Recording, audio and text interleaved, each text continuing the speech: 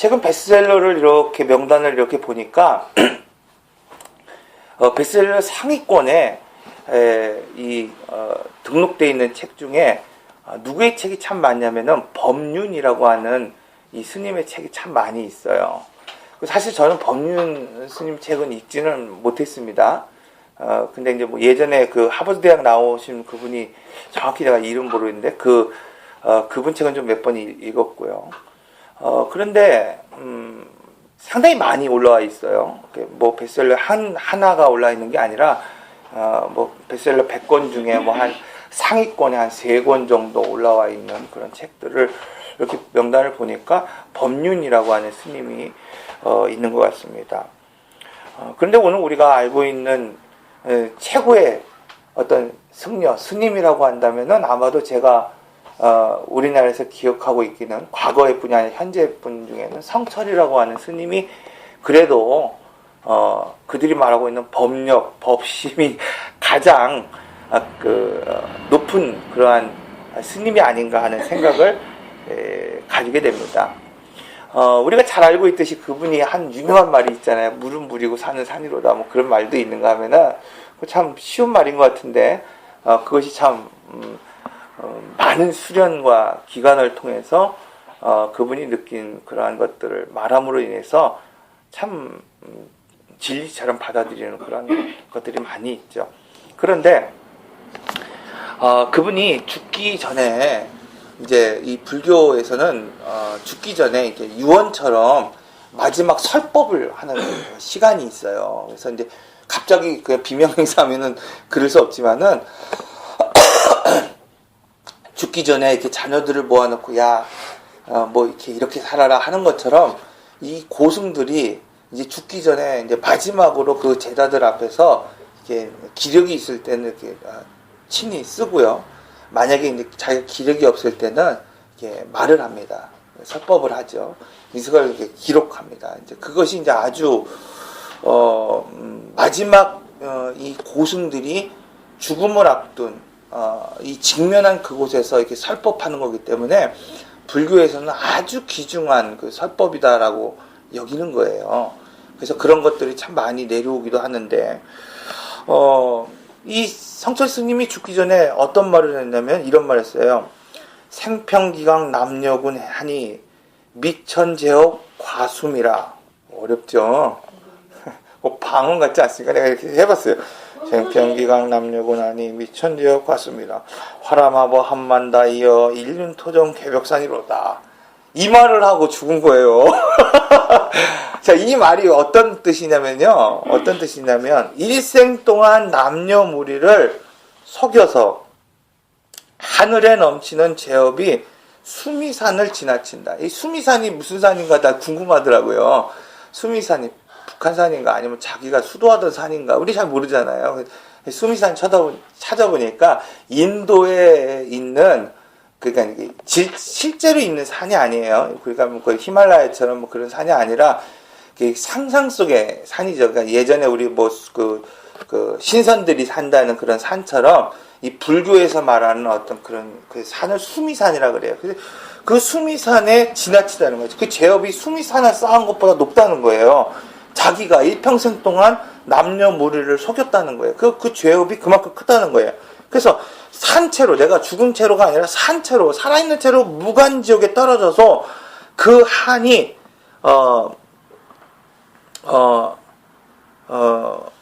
그 한이 크다는 거예요. 그래서 둥근 한 수레가 불금을 내뿜으며 푸른 산에 걸렸도다. 이런 말을 하고 죽은 거예요.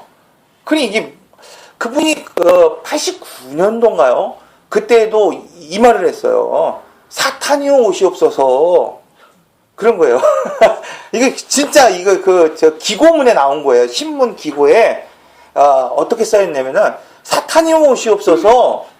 그걸 쓴 거예요. 근데 그분이 그냥 얘기한 거는 우리가 그냥 일반 사탄이라는 의미는 아니겠죠. 그러니까 무슨 얘기냐면 그분이 얘기한 거는 사탄이나 부처나 동일하다는 거예요. 그러니까 사탄의 모습을 썼기 때문에 사탄처럼 보이지만 그 안에 불심이 있으면 뭐가 되는 거야? 부처가 된다는 거예요.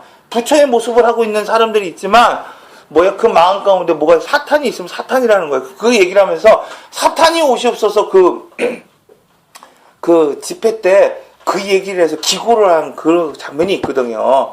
그게 난리가 났어요. 난리가 났는데 또 죽을 때 이 얘기를 한 거예요. 또 이 얘기를 하면서 죽었어요. 어떤 분들은 야 드디어 그 불교의 최고의 고승인 이 조계종 그것까지 했거든요. 그러니까 이분이 드디어 회개했구나. 그런 얘기를 하는 경우가 있어요. 근데 회개는 아니고요. 제가 이분에 대해서 자세한 걸 모르기 때문에 한번 찾아봤어요. 그랬더니 이분이 면백수영이라는 걸 한 분이에요. 히스기야가 벽을 쳐다보면서 기도했듯이 이분이 몇 평 안 되는 그 방에서 문을 걸어 잠그고 벽을 보고 기도한 사람이에요. 그거를 수십 년 동안 해온 거예요. 그리고 이 간을 치지 않은 소금 간을 치지 않은 음식을 거의 한 50여 년 이상을 먹은 분이에요.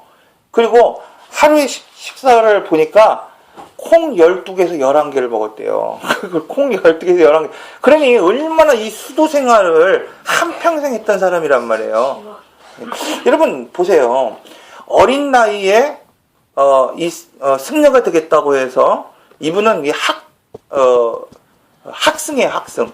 그러니까 이제 여러 가지 승이 있잖아요. 이렇게 길거리 나가서 이렇게 수도하는 승이 있고, 하는 승이 있잖아요. 근데 이분은 학승이라는 건 뭐냐면, 이 배우는 승.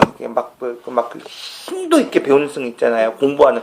그 승이에요, 승려예요. 근데 이 사람이 어린 나이에 승려가 되고, 또 거기서 수련하고 50년이 넘도록 그렇게 면백수행을 하고, 자기의 것을 절제하면서 살았단 말이에요. 근데 자기의 죄가 수미산에, 그런 큰 산에, 자기 죄가 미쳤다라고 말하고 있단 말이에요. 여러분, 이 세상에 많은 사람들이 존경하는 한 승려가 평생을 두고 이렇게 수행했음에도 불구하고 자기의 죄의 본질을 깨닫게 됐다는 거예요. 난 그분이 해결하다고 보지 않습니다. 근데 뭘 깨달았냐면 자기의 그 평생의 수련도 자기의 죄를 해결할 수 없다고 하는 것들을 깨닫게 됐다는 거예요. 여러분 그걸 깨닫는 순간 자기가 이제는 무간지옥으로 간다고 말하고 있는 것입니다. 여러분 만약 한 수도승이 평생을 두고 이렇게 수도하며 정진하며 나갔을 때 자기의 죄를 해결할 수 없다라고 고백할 수밖에 없다고 한다면 여러분 오늘 우리는 어떻게 했냐는 거예요. 여러분 그가 평생 동안 그렇게 자기를 절제하고 수도하면서 자기의 죄를 어떻게 할 수 없는 그러한 존재라는 것을 그가 말했다고 한다면 우리는 어떻게 했냐는 거예요. 그런데 한국 사람들이 갖고 있는 신앙의 특징 중에 하나가 여전히 무속적인 또는 이 샤머니즘적인 어떤 그런 영향 때문에 하나님 앞에서 내가 얼마나 노력했느냐 또 그것이 신앙의 관건이 될 때가 있다는 거예요. 즉 내가 하나님 앞에 신앙생활을 잘한다는 것은 뭐예요? 내가 어떤 노력을 하나님 앞에 보인다는 거예요. 내가 어떤 자세, 어떤 것들을 하나님 앞에 나갈 때에 그것이 뭐예요? 하나님 앞에 내가 신앙이 온전하고 아름답고 좋다는 얘기예요. 내가 헌금을 많이 하면은 신앙이 좋은 겁니까?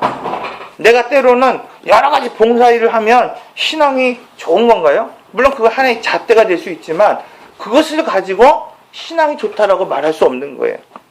그러므로 신앙의 핵심은 뭐냐면은 그런 행위가 신앙의 핵심이 아니라 내가 하나님 앞에 누구냐는 거예요. 이게 신앙의 핵심입니다. 여러분 내가 아름다운 옷을 입고 이 자리에 섰다고 해서 하나님이 내가 신앙이 좋구나라고 말하는 게 아니라 그렇잖아요. 하나님 앞에 지금 내가 누구로 서 있느냐는 거예요. 내가 누구로 서 있느냐는 거예요. 어떤 사람들이 봉사를 열심히 해요. 노력을 열심히 해요. 그런데 그 교회 안에서 내가 어떤 그런 위치를 갖고 살아가야 된다라고 생각을 하는 분들이 있단 말이에요. 여러분 내가 지금 하나님 앞에 어떤 존재로 서 있느냐가 이 신앙에 있어서 관건이라는 것을 분명히 알아야 됩니다. 예전에 교회에서 가끔 신앙생활을 이렇게 하시는 분들에 대해서 그런 말을 해요. 나름대로 뭐 신앙생활 참 열심히 하시는 분들이죠. 오랜 동안 신앙생활 했던 분들인데 그분들에게 제가 그런 말을 해요.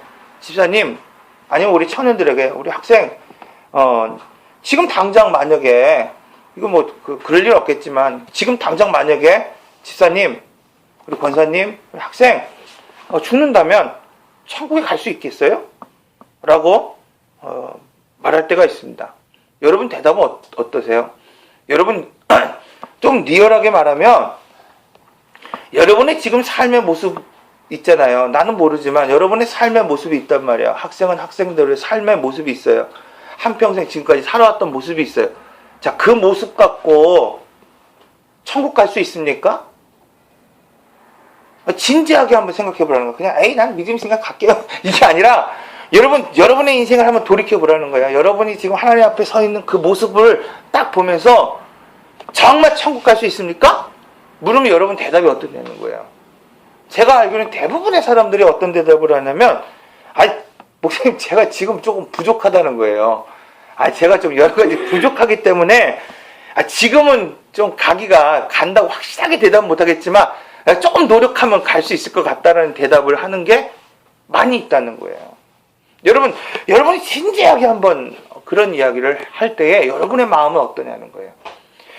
전도를 하다 보면 이런 경우가 참 많이 있죠. 간혹 우리는 뭐 이제 가족들이 다 나오니까 그렇지만, 남편이 예수를 믿지 않는다든지, 아내가 믿지 않는다든지, 아니면 부모님 중에 누가 믿지 않는다든지, 그런 분들에게 전도를 하다 보면은 두 가지예요. 야, 내가 뭐 이 나이에, 이제는 뭐 이 나이에 내가 뭐 이제 죽을 때 다 됐어. 뭐 원래 나가냐, 뭐 이런 분들이 있는가 하면은, 어떤 분들은, 야, 내가 지금 나가긴 나갈 거야. 근데 술 끊고 나갈게. 뭐 담배 끊고 나갈게. 아니면 어떤 분들은 뭐예요? 내가 그래 나가도 폼나게 나가야 되지 않겠냐는 거예요. 돈 벌고 나가겠다 하는 분들이 많이 있다는 거예요. 즉 뭐냐면 교회에 나와서 신앙생활 한다는 것이 어떤 조건을 가지고 이루어졌을 때에 당당하게 나갈 수 있다라고 생각하는 것이 맞다는 거예요. 제가 군대 가기 전인가요? 그 경기도에 가서 이렇게 광주에서 일한 적이 있는데 제가 다니던 교회가 대방동이에요. 서울 대방동. 그래서 회사가 끝나고 수요일날 이렇게 저녁 예배를 드리려고 이렇게 오면은 아무리 빨리 오더라도 이 경기도 광주에서 이 성남으로 해서 이렇게 대방동이 영등포 그쪽이잖아요. 그러니까 거기까지 가면은 아무리 빨리 끝나갖고 이 옷도 안 갈아입고 작업복으로 땀내는 나는 그것이 있고 빨리 버스 타고 그렇게 오더라도 예배 시간에 맞출 수가 없는 거예요. 아무리 내가 노력을 해도 예배 시간에 결코 맞출 수가 없는 거예요. 꼭 뭐 한 30분에서 뭐 그 정도가 늦어요. 그러니까 꼭 이 목사님이 설교할 때 문을 열고 들어가는 거예요. 문이 이렇게 좋은 문이면 어때요? 이렇게 조용히 열고 들어가잖아요. 옛날 이 교회는 왜 이렇게 문이 소리가 나는지 몰라요. 그래서 그 양철 부딪히는 소리가 나는 거예요. 그러면은 그 뒤에 앉아있던 이 전사님이 뒤에 탁 돌아보는 거예요. 뭐 한 주, 두 주, 한 뭐 몇 달 이렇게 되니까 어느 날은 그분이 나올 때쯤 이렇게 나와 계시더라고요. 그래서 면박을 주시는 거예요. 그렇게 자꾸 늦게 오려면 안 나오는 거 뭐 못하다는 거예요. 근데 그 의미는 알죠. 우리가 하나님 앞에 예배를 드릴 때 미리미리 예배를 드리라는 말이지만 그때 당시에는 제가 너무나 서운했어요. 막 그래서 정말 눈물이 날 정도로 서운하더라고요. 왜? 나는 정말 정성을 다해서 내가 할 수 있는 정성을 다해서 나온 거였거든요. 여러분, 오늘 우리가 교회에 나올 때에 또 오늘 우리가 신앙생활할 때에 아름답게 차려입고 교회에 나오는 것이 신앙생활입니까? 아니면 내가 신앙생활할 때 좀 땀내가 나고 조금 혹시라도 늦을지라도 내 마음 가운데에 예수를 품고 나오는 것이 진정한 신앙생활입니까? 여러분, 오늘 우리는 그것을 분명히 알아야 된다는 거예요. 그런데도 불구하고 이 진실한 마음이 사라진 그런 성도들이 오늘 우리 안에 많이 있다는 것입니다. 조정민 목사가 쓴 책에 왜 예수인가라고 하는 책이 있어요. 요즘 이제 읽고 있는 책 중에 하나인데 이분 책에 보면은 프랑스 학자가 쓴 그 내용이 있습니다. 그래서 우리가 통과 의례라고 하는 이야기를 많이 하잖아요. 이건 통과 의례야, 막 그럴 때 있잖아요. 그런 말을 쓴 처음 도입한 사람이 벤 게네프라고 하는 프랑스의 학자입니다. 이분이 이 말을 쓴 이유는 이렇게 사람들을 인생을 살아가는 걸 쫙 보니까 그냥 보통 세 가지의 통과 의례가 있대요. 인생을 살아가다 보니까 두 가지는 결코 안 거칠 수 없는 통과 의례고, 하나는 뭐 대부분의 사람들이 거치는 통과 의례래요. 마땅히 거치는 거 있잖아요. 그게 뭐냐면 첫 번째가 출생이고, 두 번째가 결혼이고, 세 번째가 사망이라는 거예요. 근데 이 세 가지를 모든 사람들이 공통적으로 하고 있는데, 그 중에 이 공통적인 속성이 뭐냐면은 과거와 단절된다는 거예요. 이 통과 의례를 할 때 과거와 단절된다는 거예요. 그러니까 출생이라고 하는 건 뭐예요? 태아했던 엄마의 뱃속에 있던 내가 단절되는, 끊어지지 않으면 출생이 되지 않는 거예요. 그렇잖아요. 결혼은 뭐예요?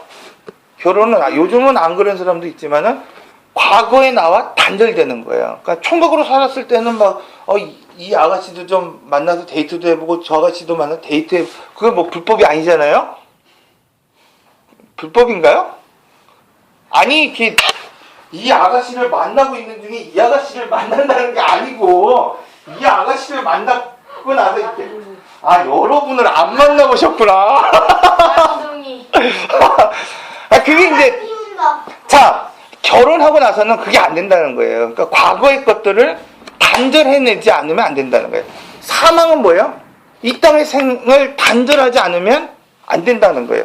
그러니까 신앙에 있어서도 마찬가지라는 거예요. 오늘 우리가 예수 그리스도를 믿고 신앙생활하고 또 오늘 우리가 살아간다고 한다면 반드시 뭐예요? 이 결혼과 같이 출생과 같이 죽음과 같이 통과 의례로서 우리는 반드시 뭐예요? 단절돼야 될 부분이 있다는 거예요. 과거의 삶과 단절했듯이 오늘 우리가 신앙생활하면서 과거의 것과 단절하지 않으면 안 된다는 거예요. 자, 여러분, 오늘 우리가 결혼했잖아요. 아름다운 신부가 있어요. 옷을 입고 신부가 있어요. 근데 그 마음이 뭐예요? 한 사람을 향한 마음이 아니란 말이에요. 한 신랑을 향한 마음이 아니에요. 여러분, 그걸 순결하다고 말할 수 있겠어요? 지금 우리가 결혼생활 하지만 아내가 남편을 볼 때 물론 연예인들을 보면은 잘생기고 좋죠. 근데 뭐예요? 정말 그 사랑을 사랑하는 그 한 마음이 상실되고 없다고 한다면 순결한 신부, 순결한 아내라고 할 수 있겠습니까? 결코 아니라는 말입니다. 자, 그러면 오늘 본문에서 말하고 있는 건 뭐냐면은 오늘 우리가 신앙생활할 때 그리스도의 거룩한 신부, 순결한 신부라고 할 때에 이건 뭐냐면 겉모습으로 꾸미는 게 중요한 게 아니라는 거예요. 행위로 나가는 게 중요한 게 아니에요. 내가 얼마나 아름다운 신부인지를 화장을 하고 뭐 백피를 하고 박피를 한다고 해서 아름답고 순결한 신부가 되는 것이 아니라 그의 마음이 뭐예요? 온전히 주를 향한 마음이냐 아니냐가 중요하다고 말하고 있는 거예요. 그래서 오늘 본문은 이스라엘 백성들이 요단강을 건너는 이 사건은 단순히 뭐예요? 기적을 말하고 있는 게 아니에요. 강바닥이 갈라졌어요. 요단강이 막 벽처럼 섰어요. 뭐 이것을 지금 보여주려고 하는 게 아니라는 거예요. 그럼 뭐예요? 여러분, 오늘 본문을 통해서 우리에게 말씀하시고 있는 건 뭐냐면 단순히 하나님의 법궤가 이렇게 움직였기 때문에 그것이 갈라졌다는 의미를 갖고 있는 게 아니라는 거예요. 이스라엘 법궤가 우리가 얘기할 때 그럴 때가 있잖아요. 하나님의 법궤가 가는 것은 전쟁에서 뭐예요? 늘 승리했다라는 말 하잖아요. 그러니까 하나님의 법궤가 그곳을 맨 언약궤를 맨 제사장들이 그 발을 디뎠기 때문에 그들이 그 강이 갈라진 거냐? 그게 아니라는 사실을 우리는 알아야 된다는 거예요. 그럼 뭐냐는 거예요, 여러분. 여러분, 법궤를 매도 갈라질 때가 있고 안 갈라질 때가 있다는 거예요. 여러분, 오늘 우리가 잘 알고 있는 사람 중에 엘리의 아들들이 있었습니다. 성경에 보니까 그 사람들이 제사장의 아들이었어요. 근데 그 제사장의 아들이 불량자라 그랬어요. 불량자라 그랬어요. 여러분, 오늘 제가 목회자예요.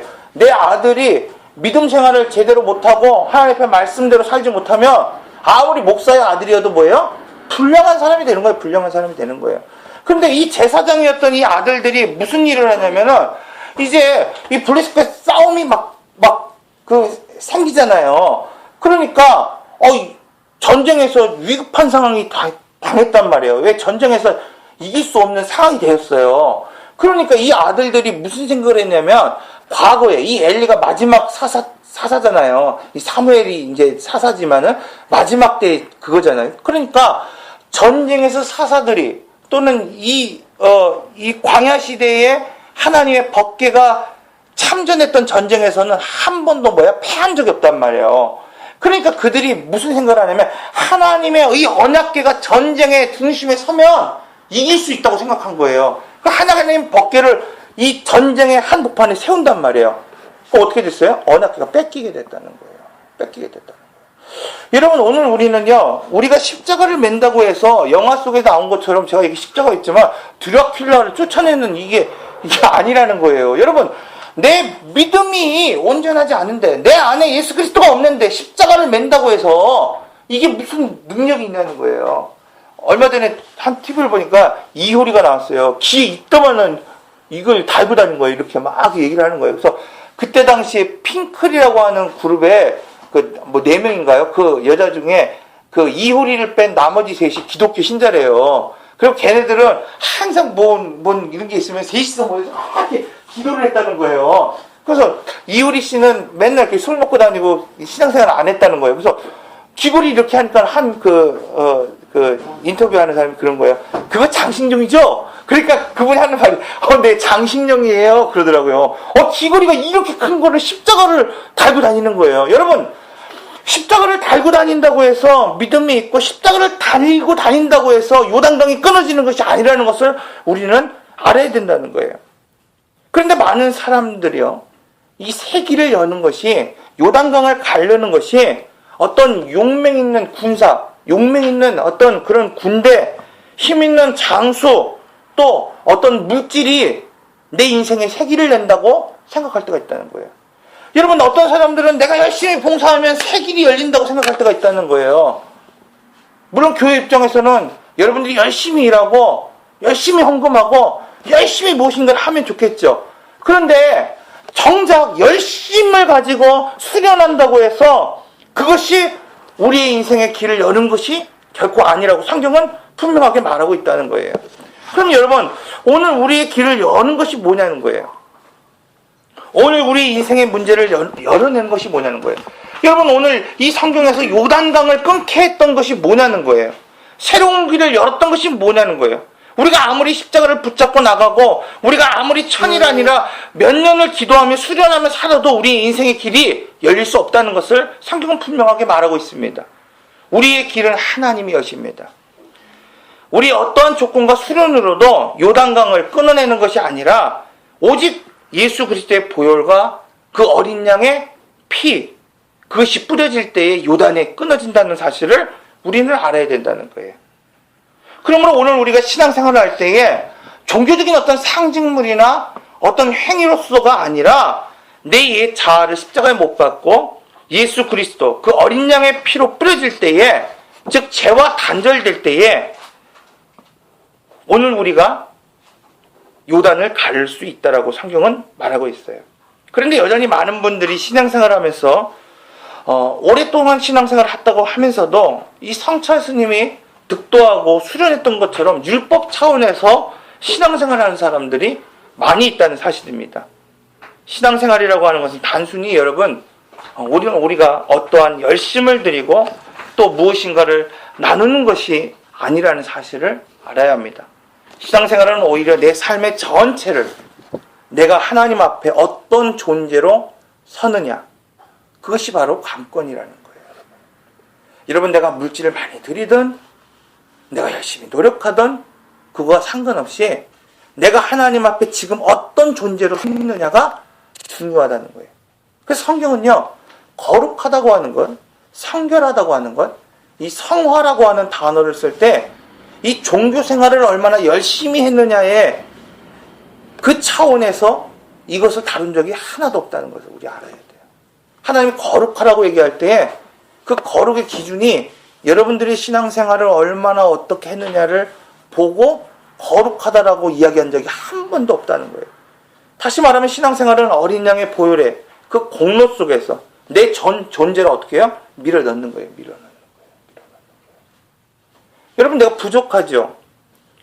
오늘도 죄악 속에서 이그러진 모습으로 내가 살아가죠. 그럼에도 불구하고 주님의 궁율과 자비에 목말라서 하나님 앞에 나오는 사람. 그것이 뭐예요? 거룩한 사람이라는 거예요.